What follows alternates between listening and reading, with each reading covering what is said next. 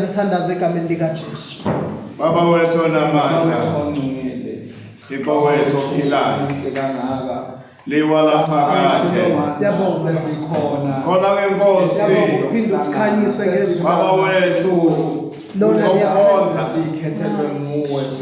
khona ke Nkosi usiphe izihlakalo zakho ngezwi lakho. Siyabonga Moya oyingcwele, sivule ingqondo, siyehla Nkosi nakakhulu. sivule Baba indlebe zikamoya. Lisalokho hlobo Thixo lemimoya. wethu onamandla, Yonke imimoya ingakulalela. mayingabililise Nkosi, ezifundiso sisifumana Nkosi kule ndawo.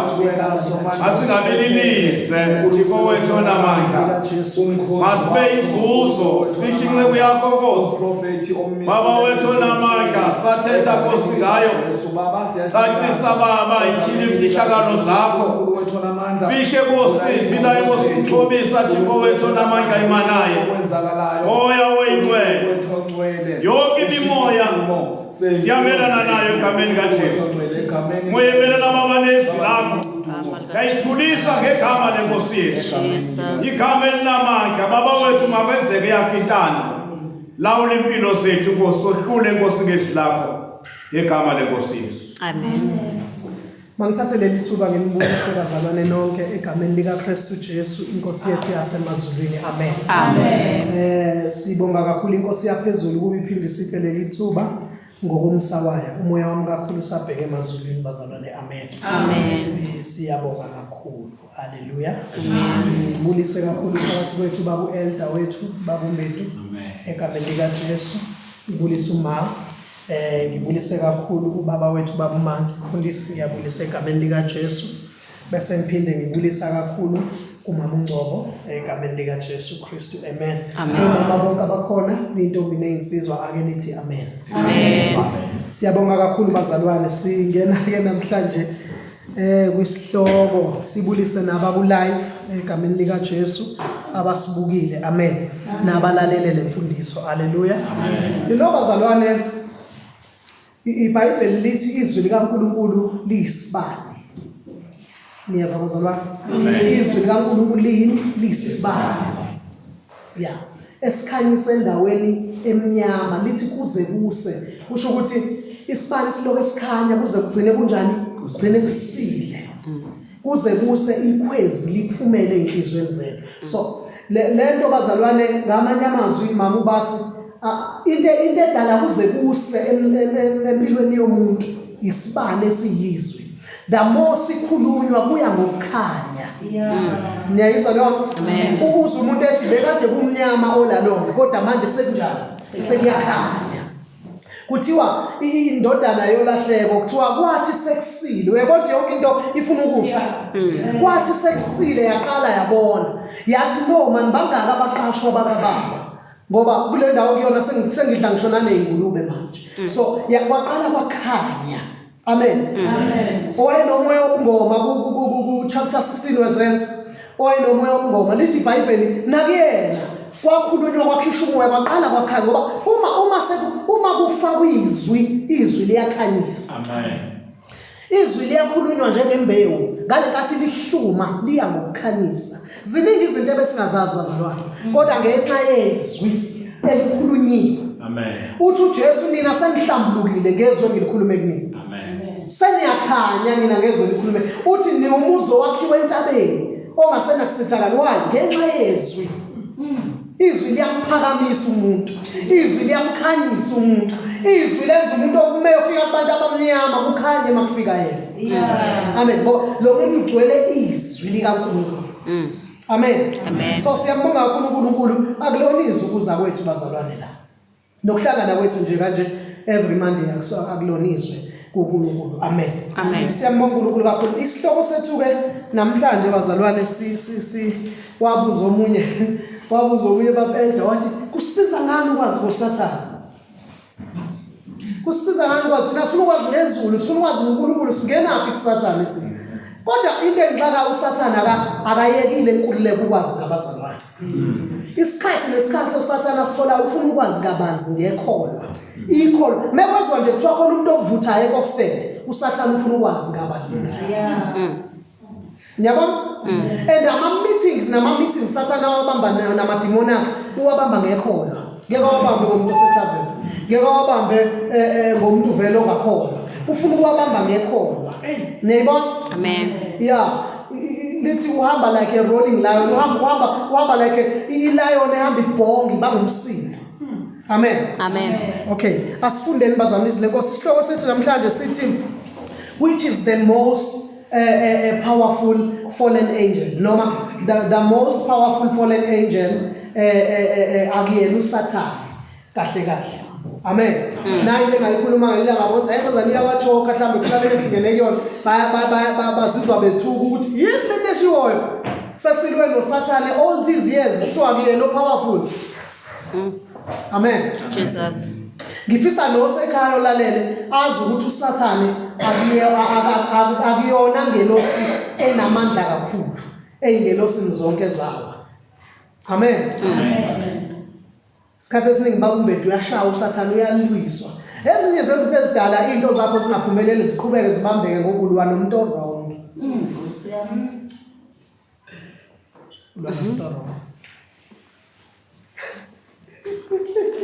Amen. Hallelujah.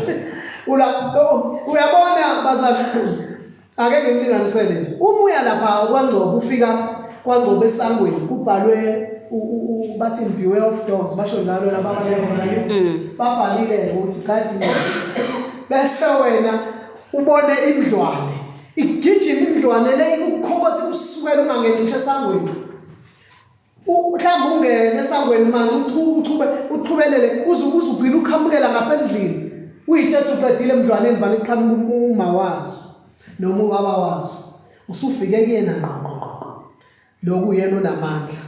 Manje thina isikhathi esiningi abazalwane balwa nongenamandla bayeka abanamandla.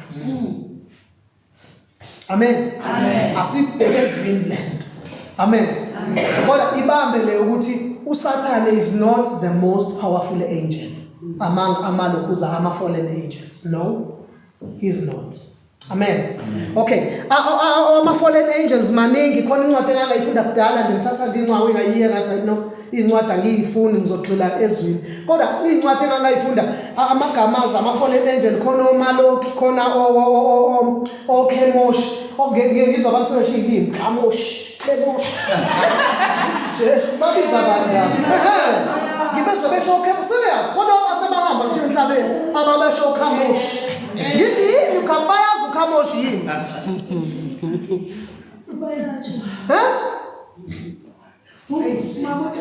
Odagoni phela bazalwane ithixo lezi ziqanjwe ngoNkulunkulu bazo.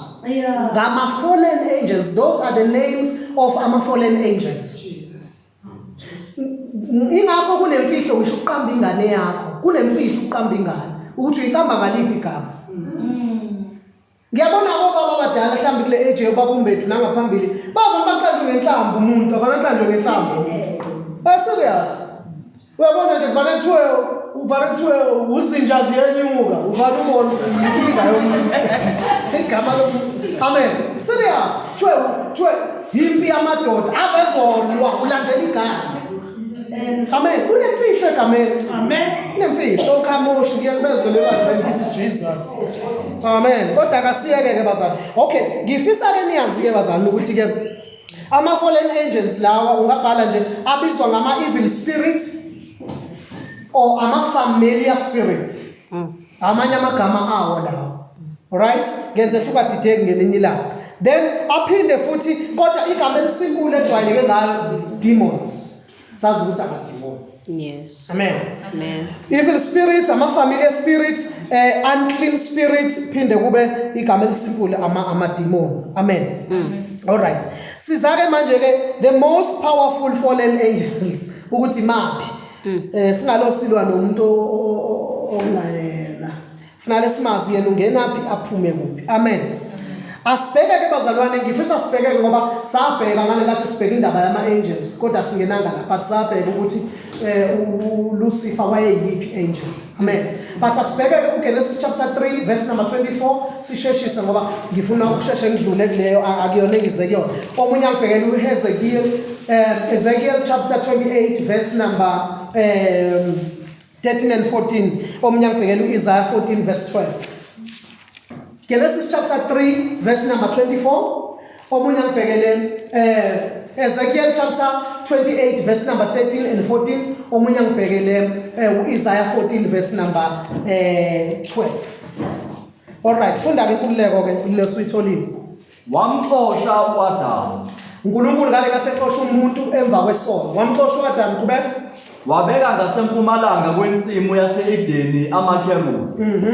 Kanye nenkemba yelangabi ephenduphendukayo. Yebo. Ilinde indlela eya emthini wokuphila. Funda lapho ku-English. So he drove out the man. He drove out a man. And he placed at the east of the Garden of Eden. At the east. So kuyasikhuluma ngalo east. Khona isho eBhayibhelini kodwa suye. At the east, yes. Of the Garden of Eden. Of the Garden of Eden, yes. Cherubims. Cherubims, yeah. And a flaming sword which turned every way to keep the way of the tree of life. The tree of life, siyayazi bazalwana ngithi tree of life. Yini tree of life?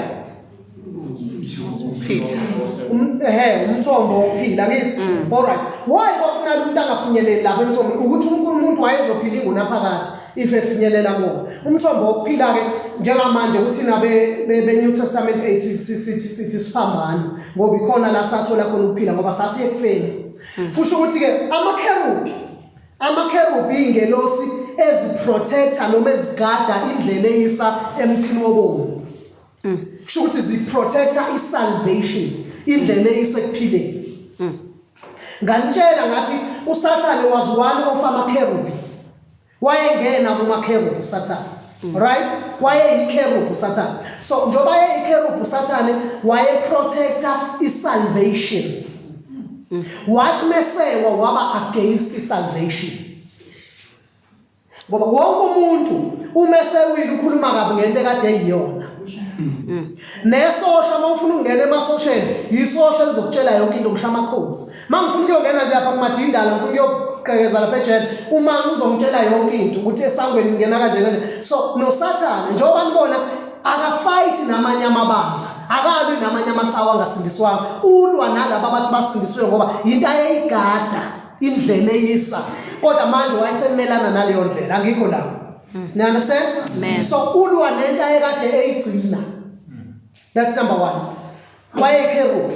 Asiphinde simthole Ezekiel chapter 28 verse number awufundele verse number 14 verse number 13 kala 13 foot wawuse-Edeni, wawuse-Eden, ya insimu kaNkulunkulu. insimu kaNkulunkulu. Wonke amatshe anqabileyo ayisisekelo sakho. Wonke amatshe anqabile wayeyisisekelo sakho, ya ugcine ku-14, ya Isaydiyu, netopaz, nedayimani, neshohamu. ishoham ezinto sobe siyikhulumeke le kodwa ngizobuye ngiyichaze-ke uma sesiya kwi-English. Wasiqhubeka. Nejaspi, nesafira, Niyakhumbula la matshe lawa sikhuluma ngawo kwincwadi ye-Revelation. Okay, ya qhubeka, nesmirigado, qhubeka. nekrisolithi. Funda uverse 14. Wawuyikerubi Wawuyikherubhi. Niyambona ukuthi wayeyikherubhi? Wayeyikherubhi, ya eligcotshiweyo elisabelayo. eligcotshiweyo nelisabekayo, ya Ngakubeka waba sentabeni engcwele kaNkulunkulu. imalike. Ngakubeka waba sentabeni engcwele. Ngicela ukuza khona into ekhuluma ngokulwa la. Ayikho into ekhuluma ngokulwa. Sitholile ukuthi ikherubhi lenzani. Angithi uGenesis siyathola abantu wayeyikherubhi naye. Uverse 14 uqedile kule. Qhubeka. Waba sentabeni engcwele kaNkulunkulu. Ya. Wahamba phakathi kwamatshe omlilo. Phelile. Alright. So wayekade ese-Eden ngoba noSathane ukuwa kwakhe awanga kanye. So bese ikhulume mhlambe naye. Kodwa uSathane akanye uwe kaningana. Nina nathi wawa kanye ezulwini, wawa kanye uSathane. Sekuzala uJesu wayesewa kwesithathu. Ingakho iBhayibheli lithi kwaba nempi ezulwini. Revelation chapter 12. There was war in heaven.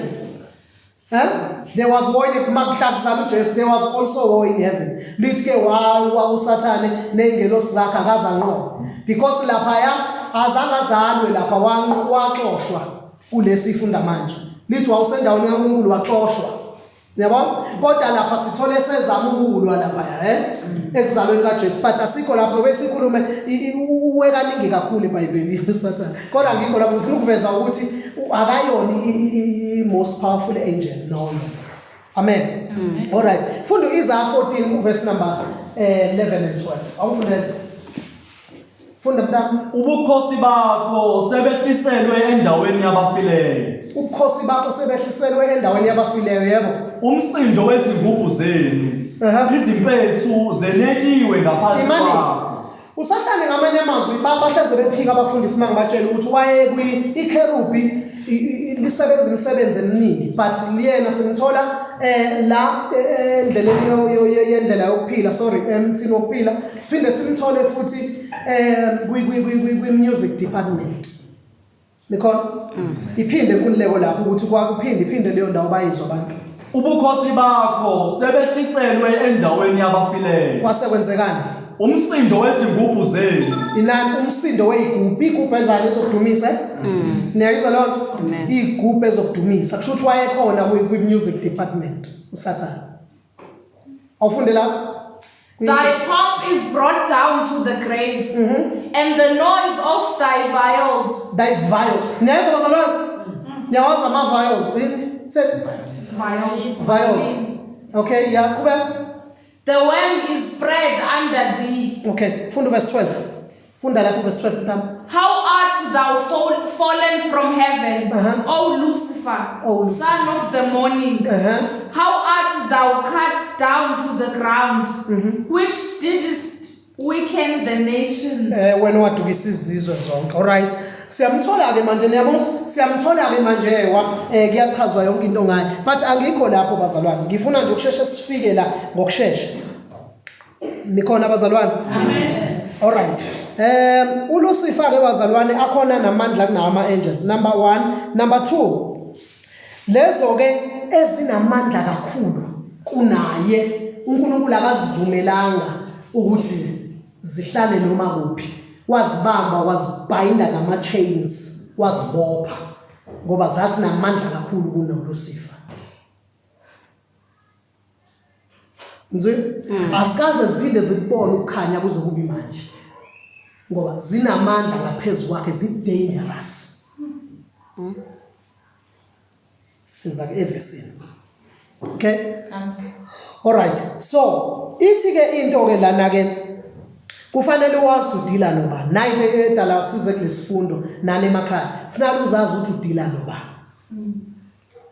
Uzozishayela nje wena uyi-artist, ulwe ne-artist kanti kunabana amandla emva kwayo. Asibuke-ke. Ngiyabona namhlanje umkhuleko ozowenza namhlanje, into zakho zonke zizovuleka. Okade uyikhulekela singakho ngoba khona obayekile, uyeke igora zangempela. Lithi iBhayibheli ithi principle bazalwane uJesu ayishilo. Uthi awukwazi ukungena endlini yesiqhwaga uthathe impahla yesiqhwaga. Uthi kodwa into ekufanele uyenze bopha isiqhwaga kuqala ukuze ukwazi ukuthatha impahla yaso. Awukwazi ukuthatha izinto ngisho ungena emshadweni, awukwazi ukungena emshadweni uenjoy ama-benefits omshado ungasibophanga isiqhwaga esimelene nomshado wakho. So kufanele ngaso sonke isikhathi uma ufuna ukunqoba check izinto ezama-strongholds empilweni yakho, ulwe nazo lezi ezingezizobaleka ngoba zamagwala already.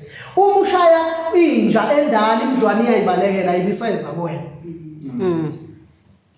Niyazwa bazalwane? Amen. Siyeza lapho khululeka nje wena. Okay, 1 uLucifer ngekho powerful, 2 wayengayona ingelosi yokulwa. Yazi nje leyo nto namhlanje. Akazabi ingelosi yokulwa, ushayela igwala nje wena. And ulishaya ngempela libaleke liphinde libuye libambe isicephu, libaleke liphinde libuye. Kodwa khona balobe namathele ngoba ubabona. Alright, asiqhubeke. Job chapter uYob, incwadi kaYob, Job chapter 38 verse number 7. Uzosipha umamngcobo makhona ama-questions la ku-TikTok ekugcineni. Sesizoqeda vele ngifuna ingabi yinde. Because ngifuna uyizwe kuJobe, siyayizwa, ngifuna uyizwe nje kahle lento kaSathane. Ifunde. Lapho izinkanyezi zokusa zahlabelela kanye kanye. Yimani, angithi niyakhumbula ukuthi you are star of the morning. Niyakhumbula sikhuluma leyo nto ngithi ukuthi uSathane wayelizwa ngenkanyezi yokusa. Niyezwa ukuthi zayihlabelela. So that's why ngithi he was waye kwi-music department uSathane. Lapho kuphinda. Lapho izinkanyezi zokusa zahlabelela kanye kanye. Nawo onke amadodana kaNkulunkulu ajabula naye wayindodana nje kaNkulunkulu. Siyamthola uJob ekuthatha wabizwa amadodana kaNkulunkulu wabonakala naye sephakathi. Siyamthola because naye wayindodana kaNkulunkulu and wayehlabelela kanye nabo. See understand? Awufundele kwi-English. When the morning stars sang together, and all the sons of God shouted for joy. Shouted for joy. Yabona manje ngoba wayekade umuntu oletha injabulo, he was a light bringer, niyakhumbula? Yeah, and eletha injabulo uSathane. So manje intalwa naye uphuca injabulo emakholweni. Uyabona nje amakholo angekho la ingoba wajabulile. Ngiyakuyeka ukukholwa yini eminyeke kusasa akasajabulile. Yonke ephucwe emakholweni injabulo. Jesus. Abashadile ufuna abangajabuli. Abasebenzayo abantu besebenza kodwa abangajabuli. Ukubamba angabamba ngezikweleti akubambe yonke ngoba ufuna nje yini into afuna ukuyithatha ekholweni injabulo. Ngoba injabulo izodonsa kancane ubungcwele. Ngeke ube ngcwele ungajabulile khohlwa. Tshelwa yimina ngeke. Ubungcwele uphila ubenjoya ngenjabulo. Niyayizwa lo? Amen. Niyayizwa lo nto bazalwane? Amen. Ingakho lithi ngenani emasangweni. Ngendumiso. Niyayizwa lo nto bazalwane? Nithokoze kuyinkosi. Thina siyathokoza enkosini. Njalo lithi ngiyaphinda ngithi thokozani. Amen. Ngoba ngeke umthonze uNkulunkulu ungathokozile. Amen. All right. Then ke uthini uIsaiah wona 14:11 sifundile bazalwane. But ke ake sibheke lento ke manje ngoba sengikuvaleni. Asibheke ke manje ukuthi imapha amanye ama-angels powerful kakhulu kunoLucifer noma kunoSathane. Ake siwabheke. Ngicathi Sambulo lesa chapter 12 verse number 7 asifundele. Sambulo chapter 12 verse number 7 asifundele leyo ndawo. Verse number 7. Yeah, funda. Kwase kuba khona ukulwa ezulwini.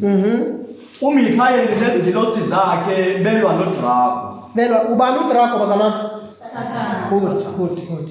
uDraco Satan yebo? noDraco walwa enezingilosi zakhe. Ngilijahe kwi-English ke leli ngicela ungifundele mntami. And there was war in heaven. There was war in heaven. There was war in heaven. Lalela makuthiwa ke there was war in heaven. Azi ukuthi wayesana amandla onke la. Ayikho into ayisaphukwela because he was still in He was still in heaven. So kusho ukuthi yonke into ayedalwe nayo wayesanayo. Lithi-ke there was war in heaven, yes? Michael and his angels fought against the dragon. Lale, Michael and his angels, not the angels of God. Yes, they were created by God, but not angels of God, angels of Michael.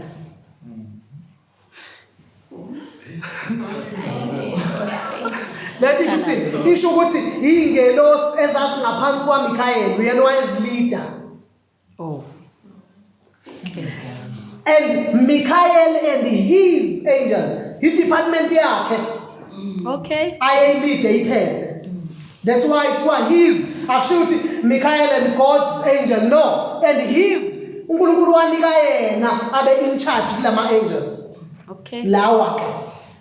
There was war in heaven. Michael and his angels fought with the dragon. Michael and his angels fought against the dragon. Fought against the dragon.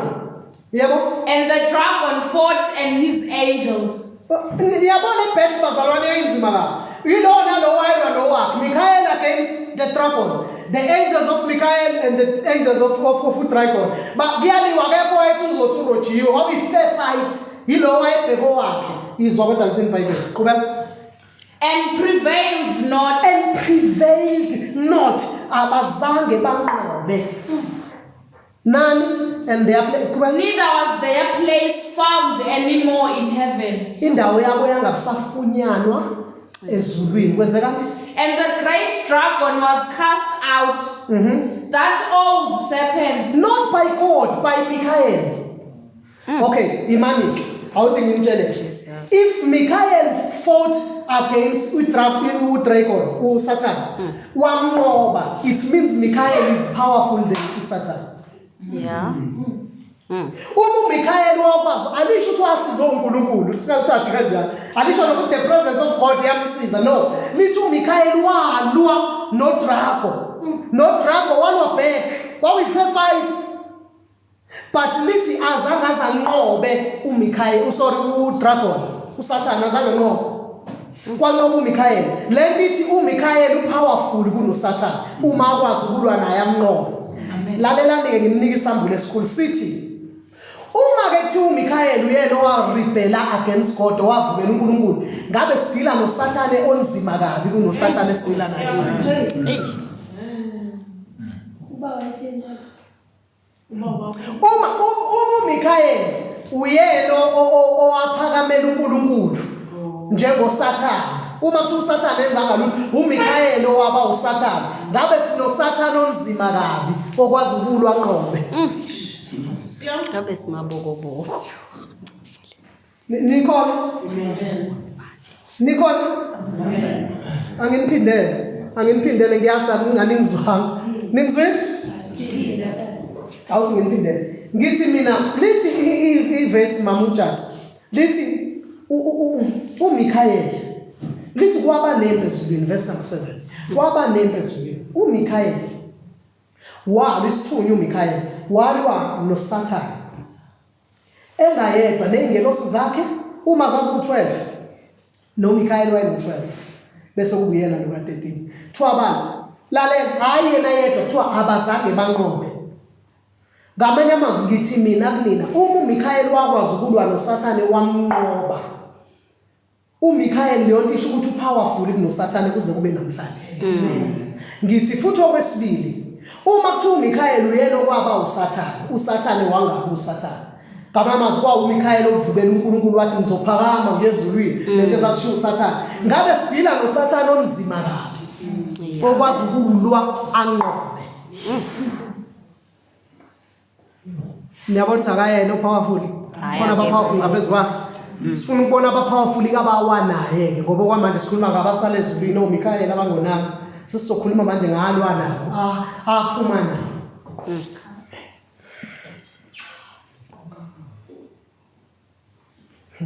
Amen. Kwakunembe ezulwini walwa uMichael elwa noDrago walwa nengelosi kodwa abazange baqoba. All right. Lalela ke le gama elithi he was defeated, it means akekho strong. Bomgadi umuntu ojwayele ukuthi empini ahlulwe, uhlulwa njalo.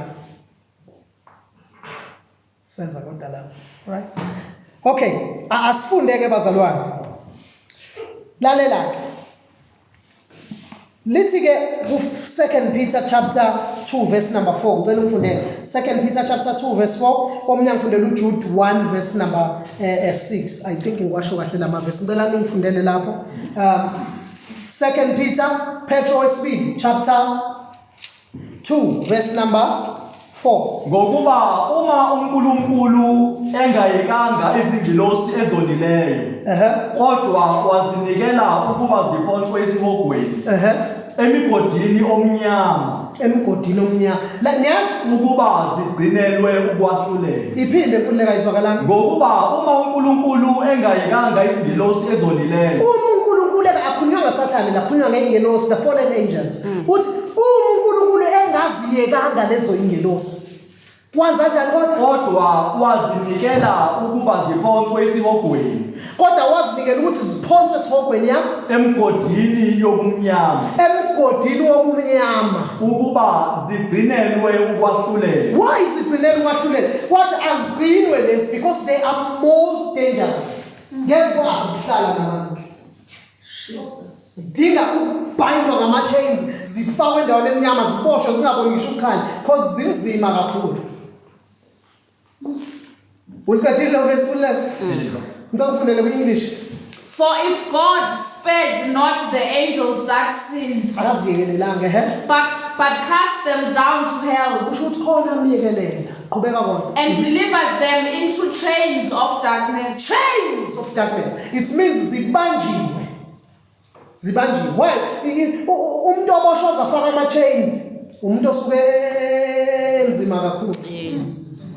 All right. Awufunda uJude 1:6. Jude.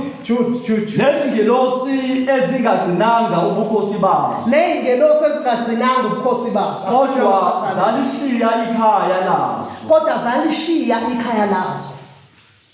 Izigcinele ukulahlwa kosuku olukhulu ngezibopho ezimiyo phansi kobumnyama. uNkulunkulu kwaphokha ukuthi azibophe. Iyafakazelana noPetro ngithi ayigcine phansi kobumnyama. Why? Zinzima kakhulu. Awufundela ku-English mntana? And the angels which kept not their first estate, but left their own habitation, he hath reserved in everlasting chains under darkness. Everlasting chains, they will never get out. Never. Until the day of judgment. Why? Wena baba usebenza lapha ejele. Lo muntu ofaka insimbi ahambe neinsimbi kanje, abanye bekhuliliwe, umuntu onjani? Umuntu oyingozi kakhulu. Khona into ezokujabulisa ekugcineni uma sengiqeda nje. Wazibamba zinjani? Asizibhekele ingelosi ukuthi sizodedelwa nini. Uzozibona ukuthi zipowerful kanjani. Uzozibona manje. Asifunde isambulo chapter 9. Awufundele verse number 13 lapho. Revelation chapter 9 verse number 13. Awufundele sibonele ingelosi uzoyizwa le ndaba. Ingelosi yesithupha yayisibetha. Sikhumbule la angithi la this the vrat the time ye vrat kaNkulunkulu yolaka la. Angithi niyakhumbula sifunde incwadi yeRevelation ukuthi ulaka lo oseliqala la. All right, the wrath of God. Okay, ifunda ke ukuthi kuzokwenzeka miya. Ingelosi yesithupha yayisibetha. Ngezwa izwi livela ezimpondweni ezine ze-altare legolide eliphambi kukaNkulunkulu. Yathini? Lithi kuyo ingelosi yesithupha enecilongo, thukulula izingelosi ezine eziboshwe ngasemfuleni omkhulu iEufrate. Yes, uthi uNkulunkulu ngalesi sikhathi uyothi le ingelosi ezu4 eziboshwe ngaphansi komfula iEuphrates. Uyothi azithululwe. Ziqaqwe ke manje ngama-chains uzozwa kumonakalo. Ufunda ke zase zithukululwa izingelosi ezine ezilungiselwe ihora. Ezilungiselwe ihora okwamanje akudingeki singene sizobona. Qhubeka. Zase zithululukwa izingelosi ezine ezilungiselwe ihora. Yebo. Nosuku. Nenyanga. Nomnyaka.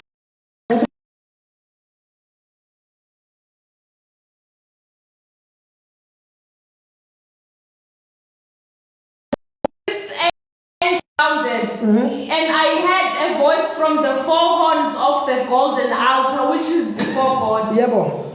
saying to the sixth angel which had the trumpet, loose the four angels which are bound in the great river Euphrates. And the four angels were loosed, which were prepared for an hour, For an hour, yeah. and a day, and a month, and a year, for to slay the third part of men. Nizwile, the third part of men bazobulawa bebulawa lezi ngelosi.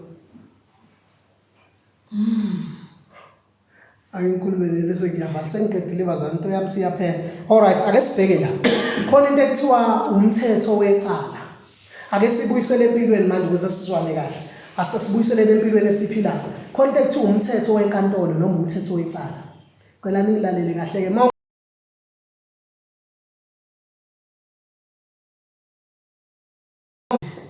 Balalela lo bazana.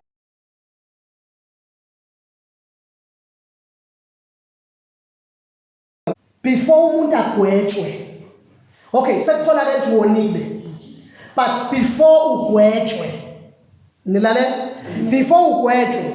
Number 1, i-court ngibhalile le. I-court izodinga ukubheka into oyenzile ukuthi ingakanani.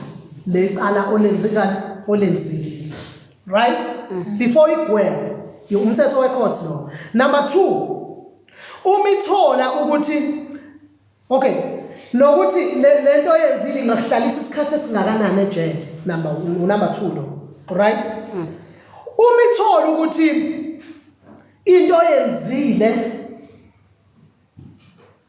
inkulu kakhulu and ithola ukuthi uyingozi. But flight risk bathi la try lo muntu la kuthiwa high. No, khona labantu ekuthiwa bama lo suke engakwazi ukusuka kulezwe aye kwelinye flight risk yes bengisho kanjalo niyazwa makutholakala ukuthi we flight risk shoot wena uyingozi and ungeqa abakuvumeli bayadina ibail abakuvumeli Yep. angithi kodwa makutholakala ukuthi awuyona risk and ungaphila nomphakathi uyavunyelwa ibail.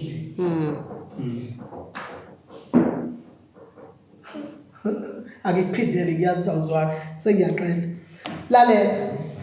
Phambi kokuthi ugwetshwe imantshi. Baqale babheke number 1 ukuthi isisindo sento oyenzile ingakanani. Number 1. Number 2, lento oyenzile ingakuhlalisa iminyaka engakanani ejele. Bese number 3 bebheka ukuthi uyingozi kangakanani. Uma bethola ukuthi uyingozi kakhulu awuvunyelwe ibail. Uthathwa same time makulokhu uzicala uthatha uboshwe uyofakwa ekhululutho. Kodwa uma kutholakala ukuthi you are not a flight risk uyavunyelwa ibail because kuyaziwa ukuthi awuyona ingozi kangako. Amen. All right. Out ngikusizeke. Incwadi ka Jobe chapter 1 verse number 7 awufundele.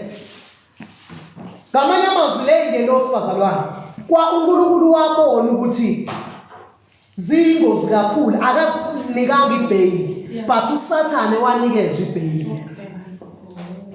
Nicole wanikezwa ibail. Nizomuzwa ukuthi ukwibail nizomuzwa la kwincwadi kaJobe. Funda incwadi kaJobe chapter 1 verse number 7. uJehova wayesethi kuSathane uvelaphi na? Uvelaphi uSathane uyambuza uthini? Sathane wamphendula uJehova wathi emzuleni emhlabeni nasekuhambahambeni kuwo. Niyazwa? La muntu guilty but he is free to travel. He guilty. Uxoshiwe ezulwini and yet usakwazi ukuhamba ezula. Kusho ukuthi unikiwe ibail because akayona ingozi. Kodwa abayingozi they are bound with chains forever. Bafihliwe. Because bayingozi. Awufunde ku-English. Funda ku-English. And the Lord said unto Satan, Whence comest thou? Uphuma. Then Satan answered the Lord and said, Yebo. From going to and fro in the earth, and from walking up and Going down. to and uyazamela nje. i-passport unikiwe ukwazi ukutravela e-US abuya because ubukiwe ukuthi nowulula lo amanzi amancane uNkulunkulu uthemba ibandla ukuthi lizomnqoba lo and yethi ibandla liyamsaba. Imani ke manithatha wayengako uSathane ngiyazi mhlawumbe khona nama questions ukuthi mhlawumbe wayengako wayesewile mbuke phela ufuna ukuyokwenza into evil kuJob angithi ufuna ukuyokwenza into embi uyasho ukuthi angithi wena uJob umbiyela uzobuza ukuthi uyiqaphelile inceke yami uJob umuntu ongenasici osaba uNkulunkulu obalekela into ezimbi kuthiwa hayi angithi wena umbiyele nabo konke nendlu yakhe athi kodwa mangabeka isandla ke uzombona kuthiwa hayi hambe umthinta kodwa umoya wakho niyayizwa lo ngabe seqalile wenza into ezimbi but he is free. Awuthi ngivale kaloku ngiyazi ke manje sesiya ekuzwaneni ke mhlawumbe sizokizwa kahle imaki bazalwane ezulwini kune court. Amen. uSathane bazalwane issue yakhe yonke was analyzed but by a most accurate judge uNkulunkulu. Angiphinde ezulwini kune court noma kunenkantolo. Amen. uSathane bazalwane icala lakhe nesono sakhe sabekwa esikalini waqalwa ijaji elikhulu kunawo wonke amajaji ijaji eliwawina wonke amacala ijaji elihlulela ngokulunga ijaji ungikhona lamhlulela lambuka lamweya lathi haya akayilutho lo ngingamdedela travela la ifika khona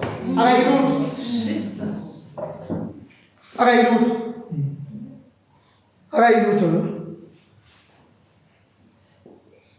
Okay, noma sesingaphuthuma nje kodwa ake ngivale mina. uMarku bazalwane chapter 5 verse 1 to 2 lithi uJesu wathi ehlela endaweni yaseGerasa lithi wahlangana nendoda ekade ihlala emathuneni eyayikade inemimoya emibi ekufuna uyifunda awuyisheshisa Mark base befika phesheya kolwandle ezweni lamaGerasa kubeka esephume emkhunjini kwahlangana naye masinyane umuntu ovela emathuneni wenzani lo enomoya ongcolileyo unomoya ongcolile wayehlala emathuneni kungasekho umuntu ongambopha nangeketani wayenemimoya enjani akusho ukuthi wayenoSathane ababaningi kuthiwa wayenemimoya demons. And ikhona imfihlo khona la ufunde ku-English ntanama uyifunde u-English lethi izwakale kahle ufunde verse 1. And they came over unto the other side of the sea, into the country of the Gadarenes. Yes. And when he was come out of the ship, immediately there met him out of the tombs a man with an unclean spirit. Unclean spirit, I need to shit, which those are demons. I need to shit. Not Satan. Demons, the crew yake. Those are demons. Actually, lalela, fundu verse number 9 mtanam. Fundu verse 9. Verse 9. And he asked him, what is thy name? Uyambuza ke manje uJesu ukuthi ubani igama lakho? Lalela le ndoda izothini. Yes? And he answered saying, my name is Legion. My name is Legion. Igama elithi Legion lisho ama spirits amaningi angene kumuntu awu 1000. For we are many. And he besought him much that he would not send them away out of the country. Them. It means abantu abaningi. Iphinde verse 9 iphinde. And he asked him, what is thy name? What is thy name? Yebo. And he answered saying, yebo. My name is Legion, for we are many. Ngicela ukubuza umntwana kaDimoni nithi unoSathane abaningi cha amadimoni endilalela nokuthiwa even babembamba ngama-chains wayewaqabula that means amadimoni anamandla lemimoya kulomuntu yayinamandla kuthiwa wayefakwe ngisho zankosi kodwa abaqabule cabanga uzankosi kuthiwa baqabule afakwa ama-chains kuthiwa wayengasahlala ekhaya wayesehlala emathuneni amadimoni akwazi ukwenza imvelo yomuntu uphile ngale kwemvelo yomuntu imvelo yomuntu nje ithi silale endlini simbathe sifudumale kodwa amadimoni umuntu amhlalisa lapha abe iphara ahlale lapha angagonywa njengoba nina nigonywa. Ingane yohlanya igonywa, ingane yephara igonywa, kodwa ayiguli. Amadimoni emfaka kwi-level yawo amadimoni. Amprotecte ngeke uzwe kuthiwa lo unyathelo ugandaganda lo unyathelo yini elele wafa ngeke uzwe, kodwa wena ohlala endlini uyaqekezela ukwazi ubulawe. Amadimoni anamandla. Siyathola ukuthi lawo athathwa lawo kwathiwa ngeke akwazi ukuphila nabantu. Athathwa kwathiwa powerful lawo, athathwa abhayindwa ama-chains ayovalelwa endaweni emnyama, namanje avalelwe uma engadedelwa kungabantu. Usathane kanti nani? Usathane bazalwane. Okay, kusho ukuthi wena usuyazi manje ukuthi impi yakho mayi-spiritual, makuyimpi ya-spiritual unqobile. Because iBhayibheli lithini na? Lithi bonke abanembewu kaNkulunkulu bayanqobiswa. Amen. Uyanqoba uma unoKristu. Amen. Impi yakho zonke izinto ezi-spiritual uyazinqoba. Uma impi yakho kuyimpi ya-physical, lithi mkhulu ongakithi kunalo sezweni. Ukhona osezweni kodwa ongakithi njani? Mkhulu. Nikhona? Asifundeni uJames uJakobe ngivale ngawo sengiyathandaza. Awufunda uJakobe? Jakobe chapter 4 verse number 7. Ngifuna ufunde kwi-English uzolizwa kamnandi. Lalela ngithi kuthiwa ngale gwale kuSathane ngiyathandaza manje. Verse number 7. Submit yourselves therefore to God. Thobelani inkosi, yebo? Resist the devil. Resist the devil. Melanani noSathane. Yalizwa? Yebo bazalwane, alisho ukuthi imani. Awufunde kwisizulu, ufunde. Ngakho thobelani uNkulunkulu. Condition number 1, thobela uNkulunkulu. Kepha nimelane noSathane. Ngeke ukwazi ukumelana noSathane ungalithobelanga izwi likaNkulunkulu. Lithi likutshela ukuthi inwele eyibreakiwe ayifuna ke ayifuneki wena ube nenkani. Awumthobeli uNkulunkulu. Ngeke izwi likaNkulunkulu lithi khipha inzipho zabathunjwa wena uyifaka inzipho ngenkani. Ucabanga ukuthi kodwa uzokwazi ukumelana noSathane, uzokunqoba bese uthi uSathane unamandla. Kanti ingoma esasihlabele lithi simthobisile haleluya akanamandla uSathane. Akanawo amandla, akanawo kwabathobela uNkulunkulu nabamelana naye. Ngeke ukwazi ukumelana nomuntu ongamazi ngoba ukhamkadlule nje passage ungamboni ngoba umazi. You have to know your enemy. Umazi ukuthi usebenza kanjani, umazi ama-weakness akhe. USathane bazalwane, the only thing akwazi ukuyenza kuthiwa he is a great deceiver. Umdukiso omkhulu.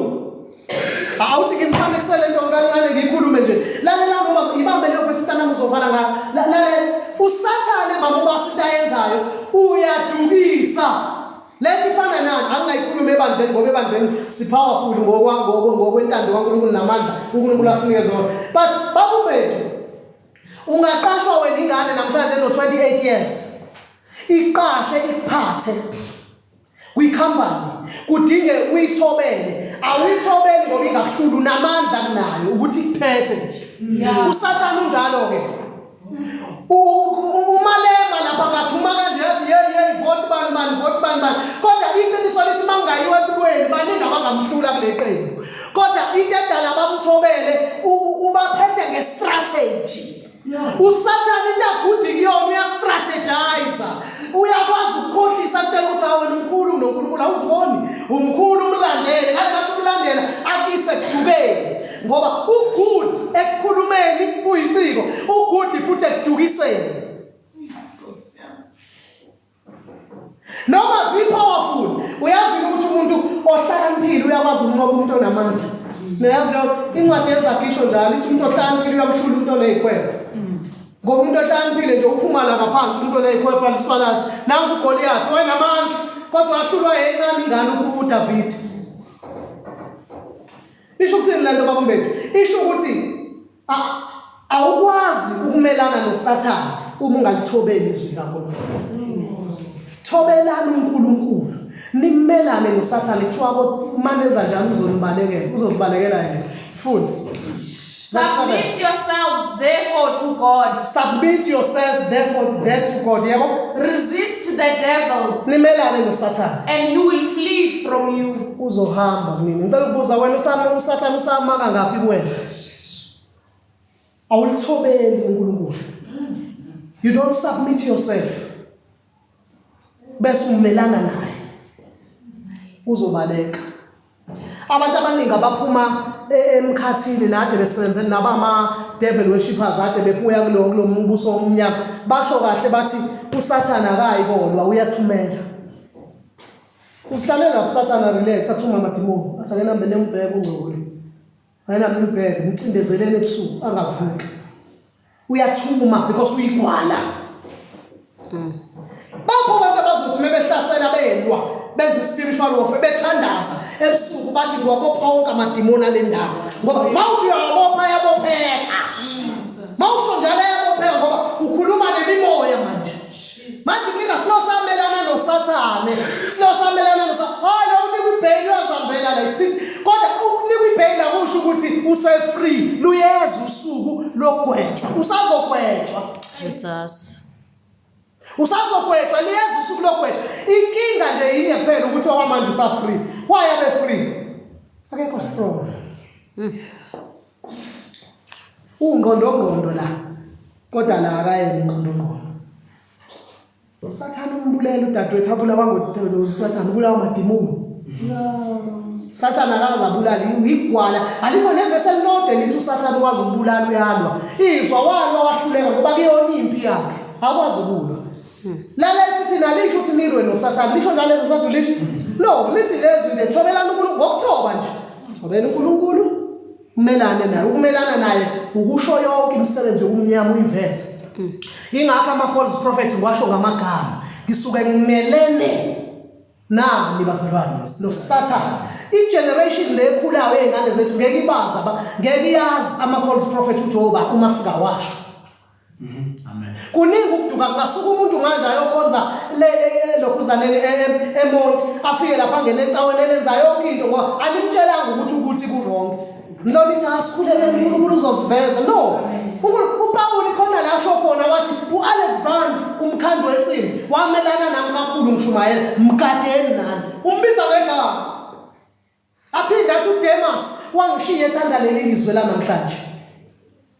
Athi sheshe ufike kumina ngoba uDemas usangishiye ngibalekele efuna lelizwe lanamhlanje.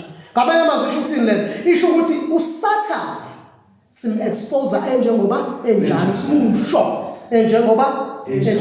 uSathane akayona i-most powerful fallen angel. No. They are most ones. Yena nje just a little thing. Uzimele nje Nkosi yami. Bakhona aba-powerful ngaphezu kwabo. Bakhona abanamandla ngaphezu kwakhe. Amen. Amen. Bakhona abanamandla ngaphezu kwakhe. Thobelani uNkulunkulu. Bese lenze njani? Limelane noSathane. Khona ezo njani? Alithi uzolwa, lithi uzobaleka. Uma ukwamelana naye ubanabaleka. Yazi umelana naye yini? Ukufika namhlanje uvale zonke izindlu wakho. Uthi Sathane yimi nawe. Izwi likaNkulunkulu lithe. Izwi likaNkulunkulu lithe. Ngoba unqotshwa ngezwi. Funda uMatthew chapter 4. Wafika akalwanga noJesu uMatthew chapter 4. Wafika nje wathi usulambile ngiyakubona phendula lamatshe abizinko. Uyayizwa lona? Uthini uJesu uthi hayi kulotshiwe manje. uSathane uyalazi izwi from Genesis to Revelation. Akanayo kodwa isambulo salo. Akaliqondi uyalazi. Kuhlukene phela ukwazi into nokuyiqonda.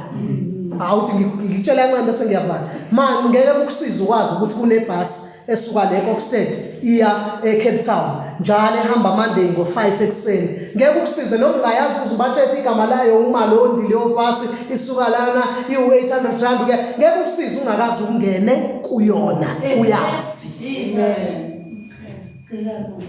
So noSathane izwi uyalazi ngokuthi uverse 5 awumuzwa yini ecourt ethi ngokuba kulotshiwe uthi hayi shintsha lamatshe abizinko uyazi ukuthi uJesu uyakwazi ukwandisa kodwa ufuna ukumdlisa upoison into engadliwe uthi shintsha amatshe ingakho uSathane emeza ukuzela nestrategy sente engasetshenziswa athi yenze wena uthi shintsha lamatshe abizinko uJesu ayengakwazi kodwa wabuku nofuna ukudlisa into engadliwe uthi hayi kulotshiwe ukuthi akusona isinkwa kuphela umuntu angaphila ngaso namazwi aphuma emlomeni kaNkulunkulu umuntu uyaphila ngawo kuthiwa wabuye wamthatha futhi waphindwa umtshengisa okunye wathi yazi uthini wena lalela la uma ungawa nje kanye la mina ubhawe kanye hayi kaningi kanye uthi ngiyokunika yonke lento inikwe mina yonke lento uthi uJesu uyambuka ukuthi hayi kulotshiwe ukuthi ubokhonza uNkulunkulu uyamuthi uyakwazi uyalazi ivesi kodwa akaliqondi baningi abantu bahlezi bekhuluma ubonke akayiqondi lento ayishoyo akanaso isambulo sayo uyalazi ivesi kodwa akanaso isambulo sayo asisukume sime ngeenyawo Masimbonge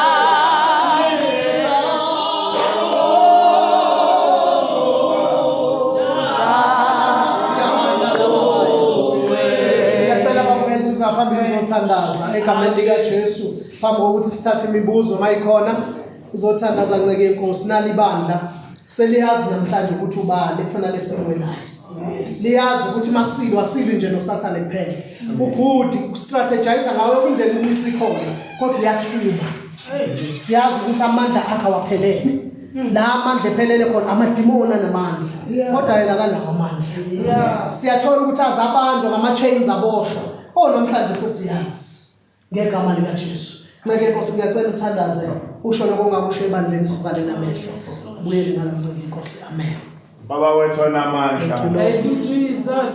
Thixo wethu ophilayo bayethe mdala wezinsuku thank you Lord bayethe wena ophila kusebe phakathi thank you Jesus sibongile Nkosi ebusuku thank you Lord kutyilwa Nkosi kwemfihlakalo zakho thank you Jesus kutyilwa kwemfihlo baba zezwi lakho baba wethu onamandla sihambile Nkosi iminyaka sisilwa Nkosi nomuntu ngosongenamandla ongusathane singazi ba Nkosi owena muntu mesilwe naye Nkosi ngamadimoni awona namandla Thixo wethu onamandla siyabulela ke Nkosi lemfihlakalo solwa Nkosi nomuntu esimaziyo Thixo wethu onamandla sibongile ezifihlakalo baba inceku yakho Thixo wethu ophilayo phila ke somandla phila Nkosi uyigcwalisa phila ukusuma nayo phila uyixhobise Thixo wethu thetha babezimfihlo ukuze sincedakale singachabalali Nkosi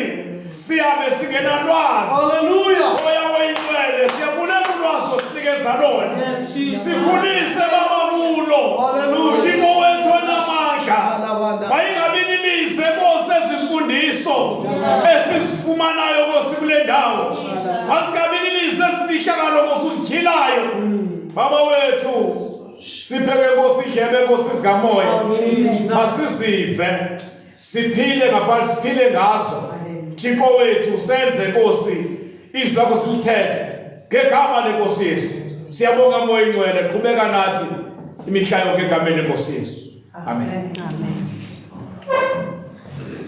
Cela siqhwabele izandla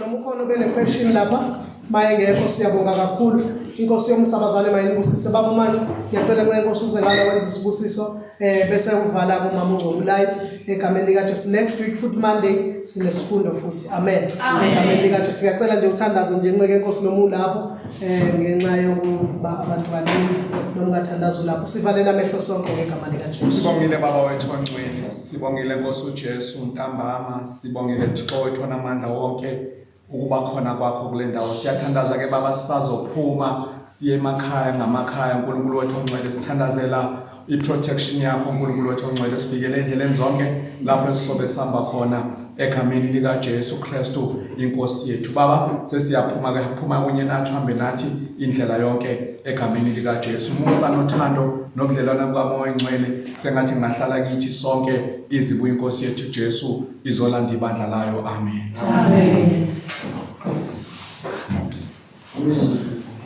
Ngicela ukuchecka ke bazalwane bami ikhona imibuzo. Bamnqobo bangapha abantu abebukile.